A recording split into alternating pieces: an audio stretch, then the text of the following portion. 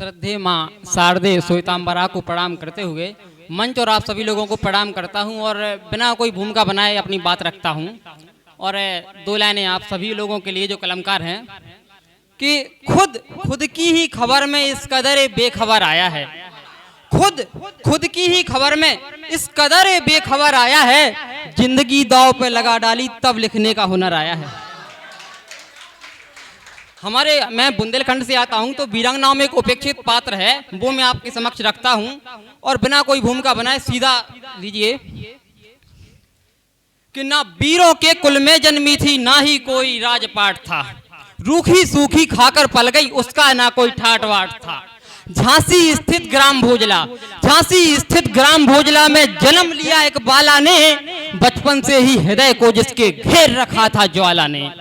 माँ जैसी वो है वृक्ष को खोकर बाप के साए में पल बैठी, जहाँ दूर दूर तक पथिक ना दिखते उन रस्तों पर वो चल बैठी।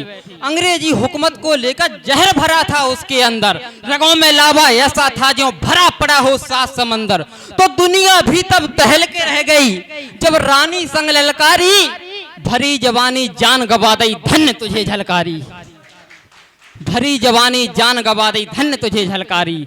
जब आग आग से मिलती है तब एक धमाका होता है, जब पाप घड़ा हो फटने वाला एक तमाशा होता है।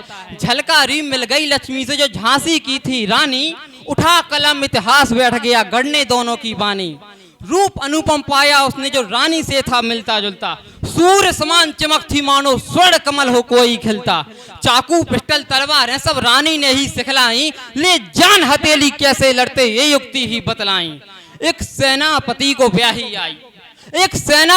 ब्याही आई पर न सुन पाई किलकारी, भरी जवानी जान गवा दई धन्य तुझे झलकारी, भरी जवानी जान गवा दई धन्य तुझे झलकारी। अंतिम बंद है कि रणबांकुरे एक नहीं झांसी में 2-2 घूम रहे थे, पकड़ पकड़ कर काट फेंकने अंग्रेजों को ढूंढ रहे थे। झलकारी की झलकों से अंग्रेजी सत्ता झिझक उठी, मानो कोई चिंगारी बस जलते जलते धधक उठी। दुश्मन बोले लब को खोले कि अगर हर नारी ऐसी हो, दुश्मन की फिर इस धरती पर ना जाने कैसी हो।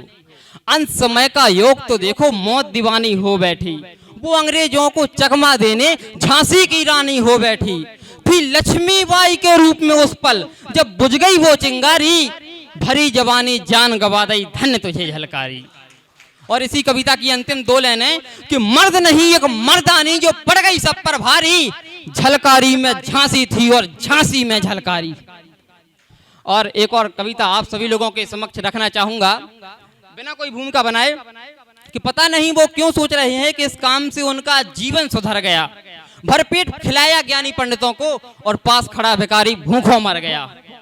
तो इसी पर एक कविता है जिसका उन्माद है भूख, कि गहन नस्र की घोर चिता में उनके सपने जलते हैं, जिन लोगों के पेट के अंदर भूख के कीड़े पलते हैं।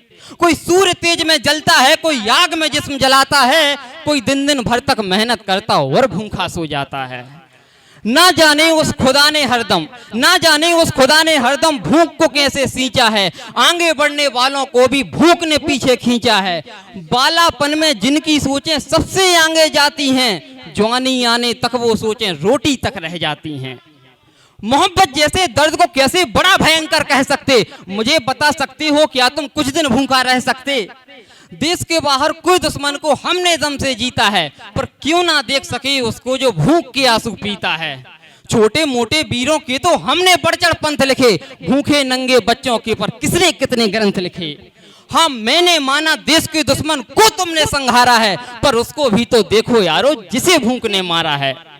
नाम गरीबी किए मक्खी भूख के बैठी घाव पे है, कहीं कर से झूले फांसी बेटी की इज्जत दाव पे है। ए लोगों तुम याद करो जरा एक अनोखे मंजर को, दिख भूख से तड़फन बेटे की उस माँ के नयन समंदर को। माना बड़े वीर हो तुम सब पर थोड़ा भयभीत हो तो, भूख नाम के इस दुश्मन से सब मिलकर के जीतो तो।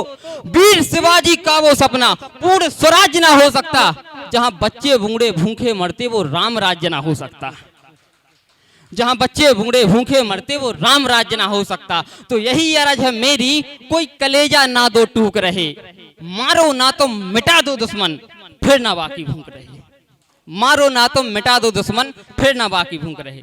धन्यवाद।